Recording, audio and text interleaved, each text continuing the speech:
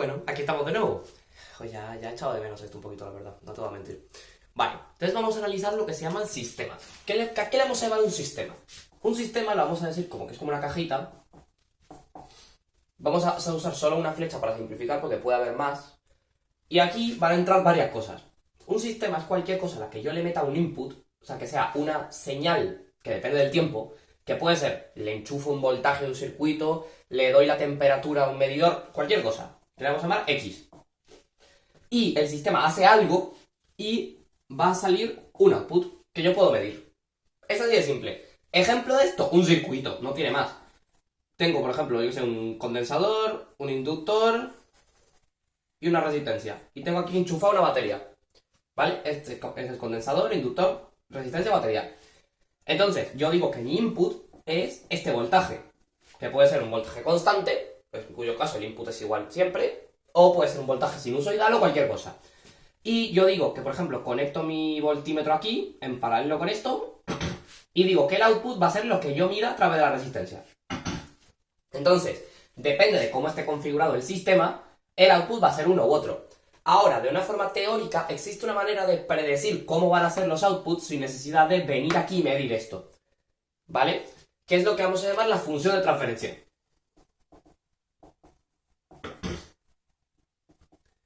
Vamos a ver cómo hacemos esto. Ok. Ponte que tenemos esto. ¿Bien? Vamos a definir primero lo que es la respuesta al impulso que puede tener este sistema. Imagínate que yo le enchufo al sistema un x de t que sencillamente lo vamos a dibujar en el tiempo. O sea, por ejemplo, un voltaje o cualquier cosa, como un chute muy grande. ¡Fum! Y luego lo dejo de aplicar, por eso se llama un impulso. Es como un ¡pum! Como un pulso y que luego desaparece. Entonces el sistema se va a activar de alguna forma, ¿sí? Que evidentemente luego, como no va a haber señal, va a tener que dar 0. Entonces hará algo así a lo mejor. Y volverá a bajar. Hasta ahí bien, ¿no? No he hecho nada raro. Entonces, yo digo, vale, tengo que definir ahora que esos sistemas son lineales e invariantes en el tiempo, que se pone LTI, Linear and Time Invariant. En inglés. Eso suele decirse en inglés todo esto. Vale. Entonces, ¿qué me quiere decir que sea lineal e invariante en el tiempo? O al menos eso es lo que vamos a tratar aquí. O sea, yo voy a asumir que esto es esto. Significa que es lineal, es decir, que si yo meto varios inputs, es decir, meto un input que es una suma de x1 de t más 3x2 de t y saco cuál es el input para cada uno de los dos, pues yo sé que el input va a ser y1 va a ser la misma combinación que tengo antes, pero con los inputs particulares de cada uno. Eso es lo que significa que sea lineal.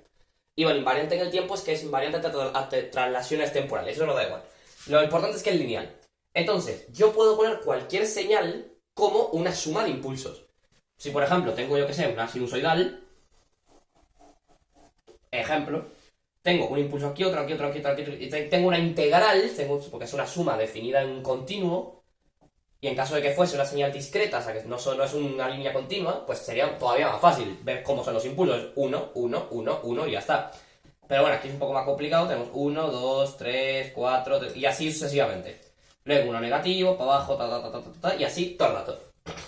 Entonces, si tengo la respuesta al impulso para cada uno de los impulsos, que está cada uno retardado en el tiempo con respecto al anterior, que está en el 0, en el 1, en el 2, en el 3, y así, pues si yo ahora hago esta misma operación que estoy haciendo para los inputs, puedo saber cómo es el output para todos estos.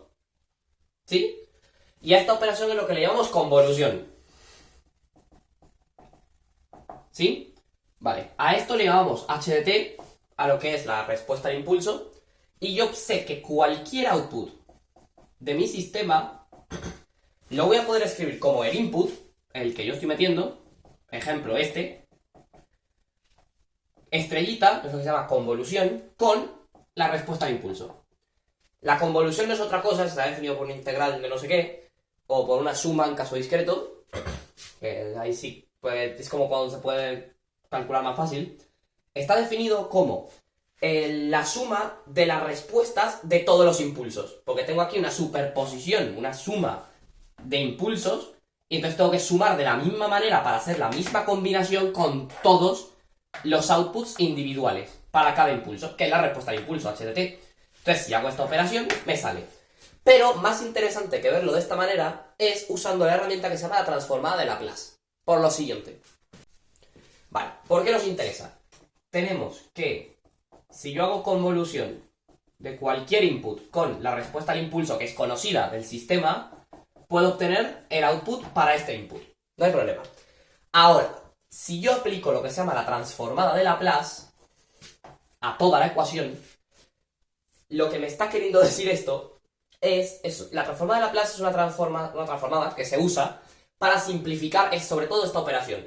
Porque existe una propiedad que dice que si hago la transformada de Laplace de una convolución, el resultado es sencillamente el producto de las transformadas individuales, que la vamos a llamar x mayúscula y ahora una nueva variable que es s, que vamos a discutir sobre qué es s. Eso es un número complejo. Eso significa que es un número complejo. Por h, que es la transformada de Laplace de esto, que también va a depender de la misma variable, es i de s. ¿Bien? Por lo tanto, si yo conozco qué es esta vaina y conozco la transformada de Laplace del input, ahora sencillamente la operación que tengo que hacer es multiplicar esto por esto. No hay más. Entonces, es una alternativa a tener que hacer esta convolución, que a veces es una operación un poco más coñazo. Si hago transformada de Laplace de esto y transformada de Laplace de esto y las multiplico, voy a obtener la transformada de Laplace del output, o sea, de esto, y luego usando la antitransformada voy a poder sacar esto. ¿Cuáles son las dos que nos interesan? Las dos antitransformadas.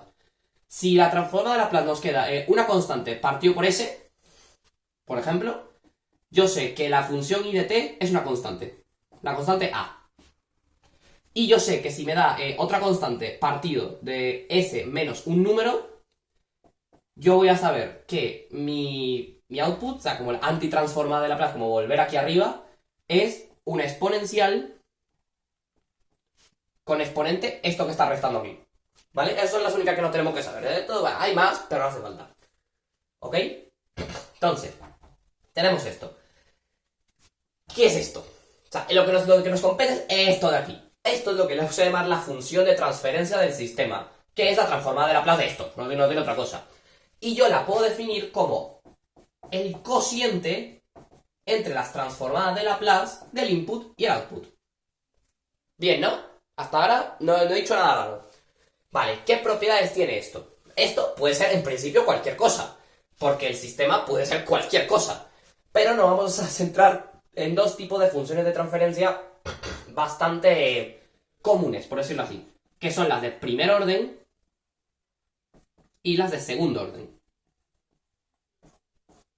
Vamos a empezar por la de primer orden. Vale, Iván se acaba de armar un sistema aquí, guapísimo, que consiste en una batería con voltaje V, yo que sé, un resistor con resistencia C, R y un condensador con capacitancia C. Capacidad, no capacidad. En español es capacidad, ¿cierto? En inglés es capacitors, pero sí es esto. Entonces, me interesa, o sea, yo sé que el input que le estoy metiendo, la X de T, va a ser el voltaje que le estoy metiendo a esto. Y luego, lo que quiero medir, por ejemplo, es cuánto es el voltaje en el tiempo que pasa por esta resistencia. Si le meto aquí un voltaje constante. Entonces, ya para meternos en cómo resolver circuitos, pues vamos a hacerlo. Esto es lo que se ha llamado un circuito de primer orden, pero no tenemos por qué saberlo todavía. Entonces tenemos que ver cómo es la ecuación que gobierna este voltaje en función del tiempo. Entonces para ello vamos a usar lo que se llama ecuación característica de los componentes. Vale, ¿cómo vamos a hacer esto? Vale, para la resistencia de sí. Siempre el voltaje que pasa a través de una resistencia es igual a la intensidad que pasa de corriente que pasa a través de la resistencia por la resistencia. ¿Sí? Es la ley de Ohm, la de toda la vida. V igual a I por R. La cosa es que lo escribo con minúscula porque V e I son en principio funciones que varían con el tiempo. En este caso no, pero en principio pueden ser cosas que varían con el tiempo. Aquí está la clave. Esto es una constante, es un número. O sea, puede ser 500 ohmios, 17.500, lo que sea. Entonces, que lo que pasa es que solamente va a escalar a esto y no va a afectar el comportamiento general. Me explico. Si yo a esto le meto una sinusoidal de 7000 hercios, esto va a ser una sinusoidal de 7000 hercios pero solamente va a tener la amplitud cambiada por este número que está multiplicando aquí. ¿Sí? Vale. Los otros dos sí que funcionan un poco diferente. El condensador, la ecuación característica que tiene es diferente. La intensidad que va a circular a través del condensador, porque recuerde, todas las cosas que yo estoy poniendo aquí son las intensidades de corriente y voltajes que atraviesan el componente. Entonces yo tengo que saber qué relación puede haber entre esta y esta, qué relación puede haber entre el voltaje este y el voltaje este y demás. ¿Ok? Te vamos a seguir. Tenemos VI. ¿Vale? ¿Qué vamos a hacer con esto? Esto es I es igual a C, porque es la... No, perdón, esto era así. Es C, que es el numerito este, que también es una constante, por la derivada del voltaje que pasa a través del condensador, ¿sí? O sea, este de aquí, este VC, por su derivada temporal. ¿Ok? No hemos hecho nada raro. Y por último, el inductor, que es el último componente que vamos a trabajar en este vídeo, es justamente al contrario. Si esto va V aquí y hay aquí, pues esto al revés. Y la constante de proporcionalidad es L, que se llama la inductancia. Es una constante igual que estas dos, pero bueno, es eso. Por dI dt. ¿Ok? Y usando estas tres ecuaciones características, vamos a intentar ver cuál es la ecuación que gobierna esto. ¿Vale? Vamos a hacerlo de la siguiente forma. Y nos vamos a valer de dos armas principales, que son las leyes de Kirchhoff. No sé si se escribe así, pero yo lo pongo. Las leyes de Kirchhoff son dos. Y nos dicen, la primera, que la suma de todos los voltajes en un caminito cerrado es cero. ¿Sí? Entonces, ¿qué pasa? Evidentemente, si la diferencia de potencial, que es el voltaje, entre este punto y este punto es V, que es lo que me dice el voltaje de la batería, si yo recorro todo este coso, la diferencia de potencial total, pues tendrá que ser también V. ¿Sí? Es decir, que el voltaje que pasa a través de la resistencia más el voltaje que pasa a través del condensador va a tener que ser igual al voltaje de la batería. ¿Se entiende? No he hecho otra cosa.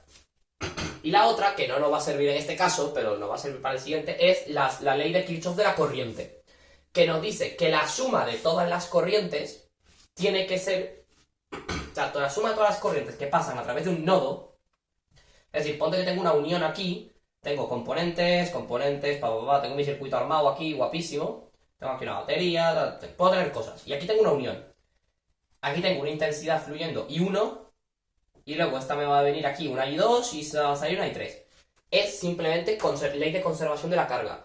Si yo tengo una corriente total entrando aquí, que es I1, va a ser igual a toda la corriente que está saliendo. O sea, esta I1 se tiene que repartir entre esta y esta.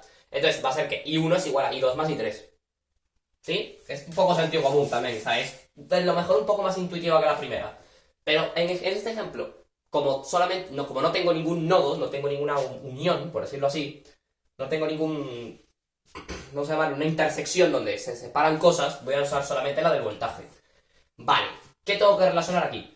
Yo lo que quiero es hacer que mi output, lo que quiero medir es esto. Porque, bueno, lo he dicho al principio. Yo lo que quiero ver es cómo se comporta esto. Este no da un poco igual. El que nos importa es el voltaje a través del resistor. ¿Ok? Entonces lo sacamos. Lo sacamos y vemos qué tal. VR ya es el que quiero. Este no lo voy a tocar. ¿Bien? Y VC... ¿Qué pasa? VC yo puedo decir, ok, esto es esto menos esto, pero bueno, es la misma ecuación que tengo aquí. Entonces tengo que usar las ecuaciones características. Yo sé que el voltaje que pasa a través del resistor es la intensidad por la resistencia. ¿Sí? Y el voltaje que pasa a través del pues lo voy a dejar tal cual. Y esto sube. Ok, vamos a ver. ¿Esto dónde están las ecuaciones características? Está aquí. Es el voltaje en el condensador. Pero ¿qué pasa? Aquí está derivado.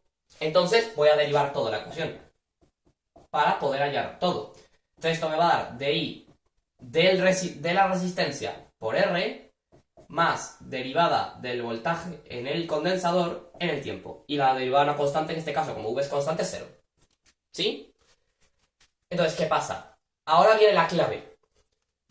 Esta es la intensidad a través de la resistencia. ¿Cómo la comparo con los otros componentes que tengo?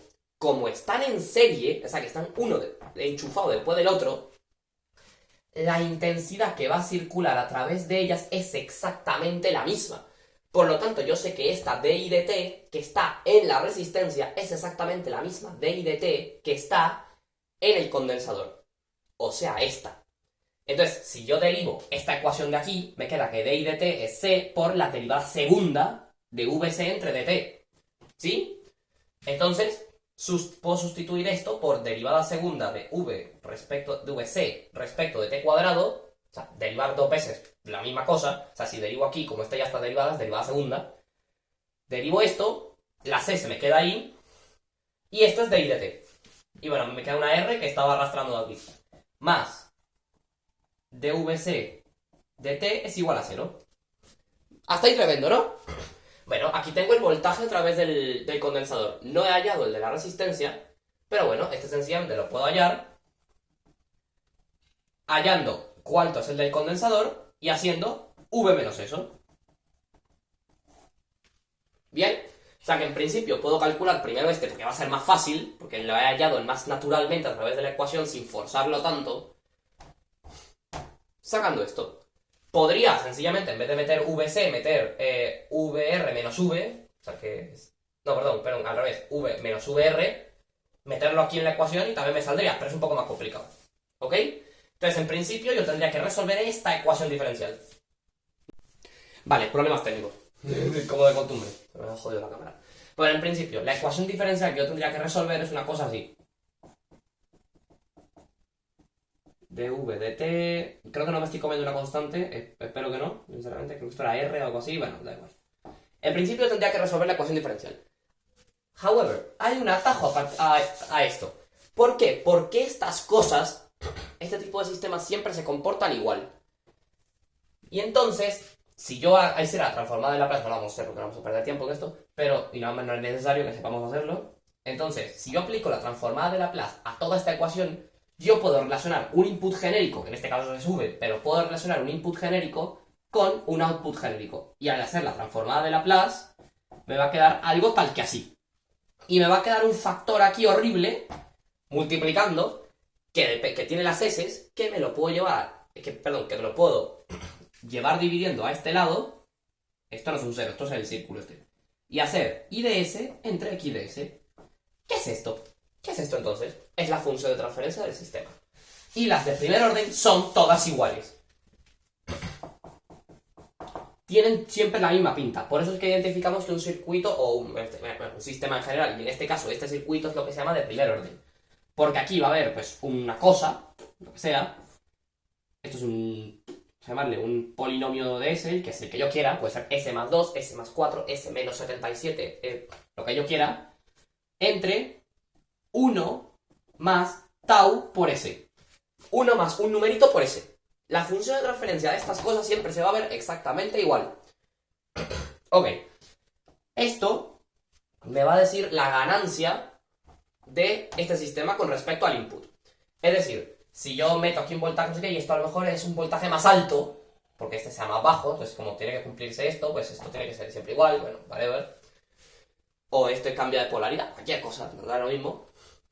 Si yo meto un output aquí y este tiene una ganancia, entonces va a estar reflejada aquí. Y si no hay, es porque no la hay. Es así de simple. Si solamente hay un número 1, o 2, o 3, pues la ganancia es eso, y punto. ¿Ok? Y la parte buena es esta. La parte buena es que es esto. Tau es lo que le vamos a llamar constante temporal del sistema. ¿Qué va a ser? Si yo le aplico... o sea, esto viene dado porque si yo le aplico una constante, como en el caso de mi circuito que le estoy aplicando un voltaje constante, esto va a tardar un momento en despertar y adaptarse, no sé qué, pero al final mi output, que es por ejemplo el voltaje en la resistencia, va a tender a estabilizarse en un valor. Pues el tiempo que tarda más o menos en alcanzar X cantidad de su valor es lo... O sea, el tiempo que tarda como en hacer esta adecuación, que es lo que se llama respuesta transitoria, va a venir determinado por esta T. Por esa tau, perdón. En el caso del circuito que tenía en su momento, la constante es esto. 1 entre RC. No tiene más. O era RC tal cual, no me acuerdo. Era 1 entre RC o RC. Pero bueno, esto se puede sacar de las ecuaciones diferenciales. No hace falta. ¿Qué vamos a estudiar de esto? Vamos a estudiar dos cosas. Uno, la estabilidad.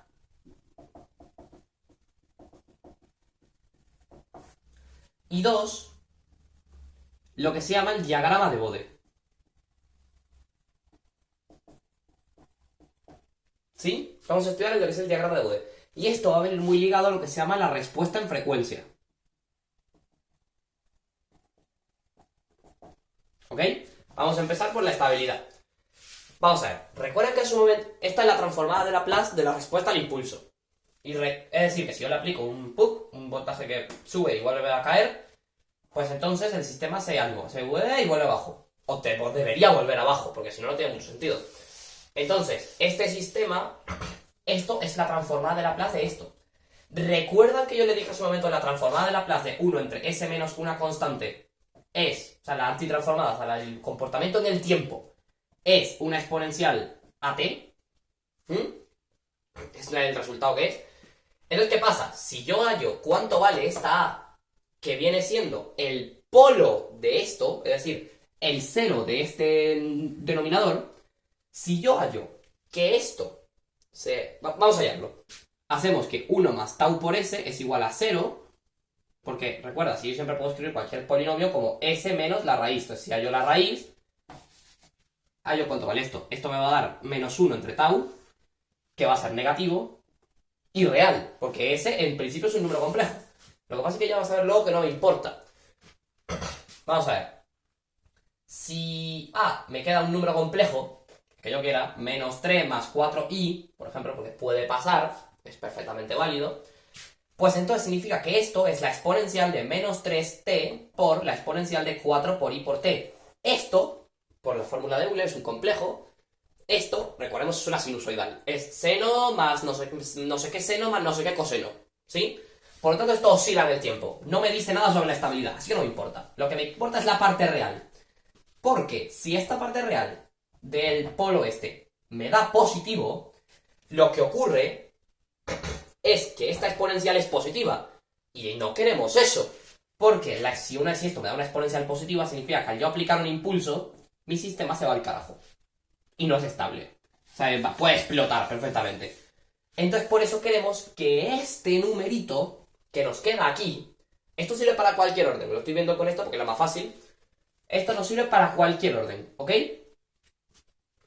Si yo lo que quiero es que la parte real de lo que se llama el polo, porque es la parte del cero del denominador, sea negativo. Para que el sistema sea estable. Porque eso involucra que esto de aquí lleva a una exponencial negativa que decae con el tiempo. Decae a 0 como debe ser. ¿Vale? Entonces, por eso vamos a hacer esto. Entonces, pues siempre tengo que revisar esa cuestión.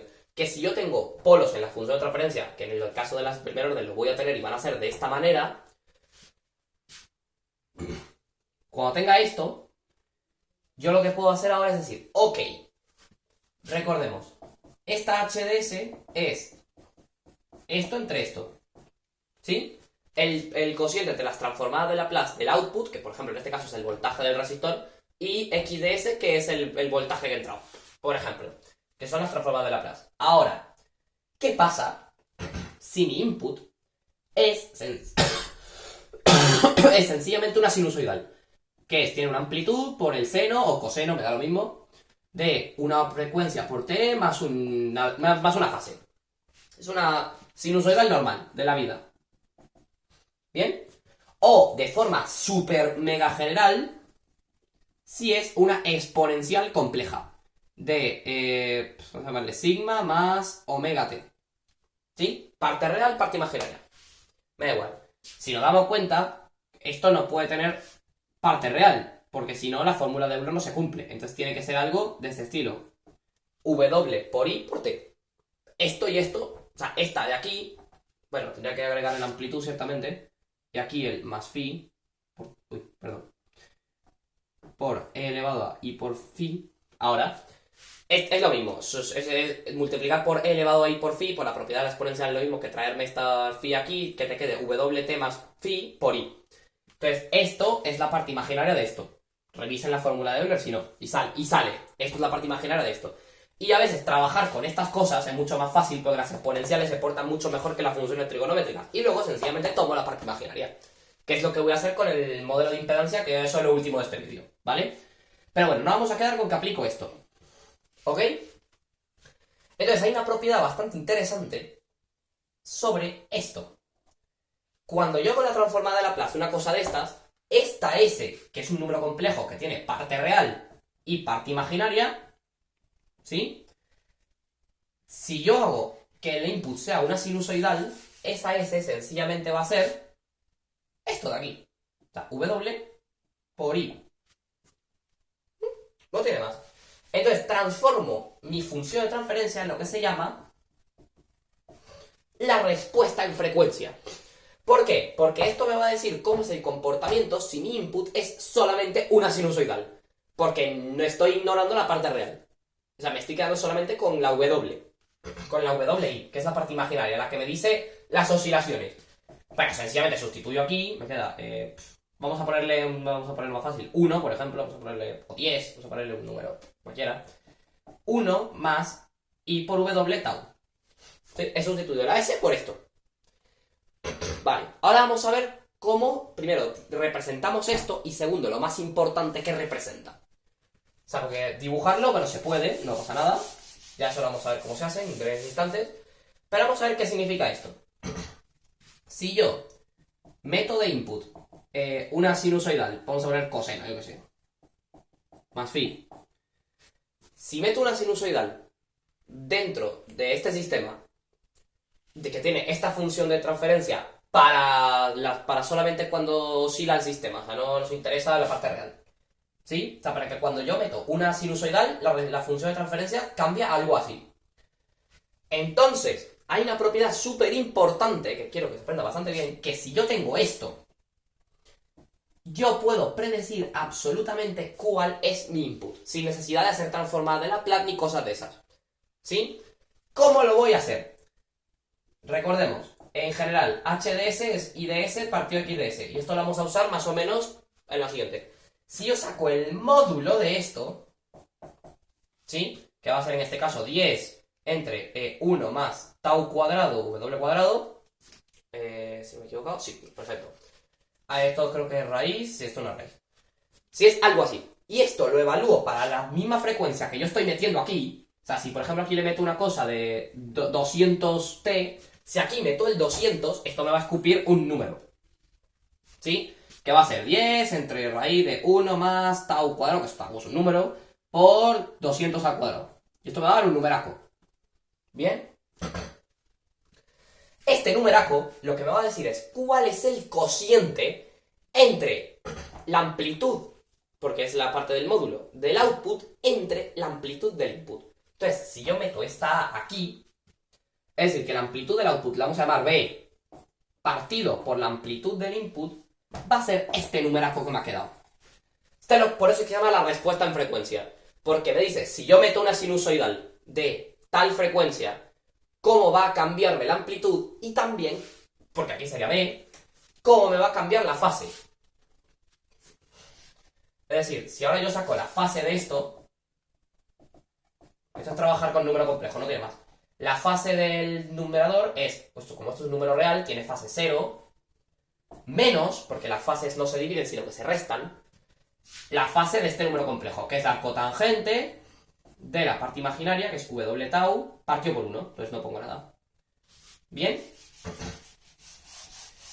Mismo asunto. Si yo tengo una fase en el input y tengo esto, vamos a quitar el 0, vamos a poner directamente menos arcotangente y ya está. Y tengo esto que depende de la frecuencia que yo meta, la fase que va a tener, esto lo dejo en blanco por ahora, la fase que yo voy a tener aquí, por ejemplo alfa, me la va a determinar cómo es esto. Es decir, esto va a ser la fase del output menos la fase del input. Por esto mismo, porque se dividen en números complejos, las fases se restan, los módulos se dividen. Y esta, como es la constante de proporcionalidad, por decirlo así, si yo saco la fase de esto, es la resta de las fases, y si saco el módulo, es la división de los módulos. Esto y esto. ¿Sí? Entonces, por ejemplo, la fase del input, en este caso es phi, que es este coso de aquí. Entonces me queda que la fase del output va a ser phi menos arcotangente de, si esto por ejemplo era 200 tau. Y lo que me dé este churro va a ser lo que voy a meter aquí. Así es como sacamos datos de una función de transferencia. Y la parte más importante, que esto nos va a servir también para el modelo de impedancia. La frecuencia es exactamente la misma. No nos cambia. O sea, cuando yo aplico la función de transferencia a un input, o sea, perdón, al revés, le aplico el input a una función de transferencia y quiero sacar un output, el resultado va a ser una sinusoidal de la misma frecuencia, pero que solamente va a tener la amplitud y la fase cambiadas. ¿Cómo? Pues depende de lo que me diga la respuesta en frecuencia, que es cambiar S en la función de transferencia por IW y operar como un número complejo. ¿Bien? Ok. Ahora, vamos a ver lo que se llama el diagrama de Bode. Ponte que tengo mi respuesta en frecuencia, la misma que hemos sacado antes. Ejemplo, 1 entre... me lo invento. 1 entre 10 omega i. ¿Sabéis lo que acabo de sacar? ¿Ok? Entonces voy a hacer cosas. Voy a abrir dos diagramas. Estos diagramas, para lo que me van a servir... ¿Sí? Estos diagramas, para lo que van a servir es... Primero, para ver cómo evoluciona el módulo... Uy, he puesto... Cómo va a evolucionar el módulo dependiendo de la frecuencia que yo meta. Porque hemos visto, por ejemplo, en el ejemplo anterior, yo he metido una sinusoidal de 200 radianes segundo, por ejemplo, y me ha salido, bueno, no va a salir un número tal cual porque no lo he calculado, pero me sale una amplitud del output y una fase del output. Si meto otra frecuencia diferente, me saldrá otra amplitud y otra fase del output. Entonces, quiero ver cómo va evolucionando ese cambio, o sea, el módulo de la función de transferencia, que va a ser el ratio entre las dos cosas, con respecto a la frecuencia. Y para eso necesitamos identificar tres elementos. El elemento 1 es cuánto vale para frecuencia 0. Y eso es tan sencillo como meter W igual a 0. Me queda 1. ¿Sí? No tiene más. Ahora, ¿en qué unidades se suele poner esto? No se suele poner así tal cual, sino que se suele poner una unidad que se llama decibelios. Que nadie se asuste. Es sencillamente al número que me dé, hacerle 20 por logaritmo decimal de ese número. Y ya está. Entonces, logaritmo de 1, porque me quedaría 1 entre 1 más 0, que es 1, es 0, pues tenemos 0 decibelios, y no lo pongo en el origen por... No lo hago a propósito, porque para que sea un poco más fácil. Y cómo es el comportamiento, tengo que saber el del origen, y anotarlo aquí, ponerlo en el origen, o sea, cuánto vale el módulo de nuestra función esta cuando estamos en 0, y cuánto vale cuando W tiende a infinito, o sea, cómo es el inicio y cuánto vale el final. Vamos a ver, si meto aquí infinito, este polinomio de aquí tiende a infinito, esto es una constante y 1 partido infinito es 0. Entonces me da 0 y el logaritmo de 0 es menos infinito. Entonces significa que esto se va a ir al carajo. O sea, esto en decibelios va a tender a ser cada vez más negativo. Ahora, ¿cómo es el comportamiento en el medio? Pues tenemos que definirnos la tercera cosa, que es cuánto vale esto cuando la frecuencia es exacta... Perdón, tenemos que determinar... No cuánto vale, porque cuánto vale va a valer infinito, claro. Tenemos que determinar cuál es este punto. Y este punto es la frecuencia para la cual esto da 0. O sea, porque esto nos va a decir cuándo hay un cambio de comportamiento.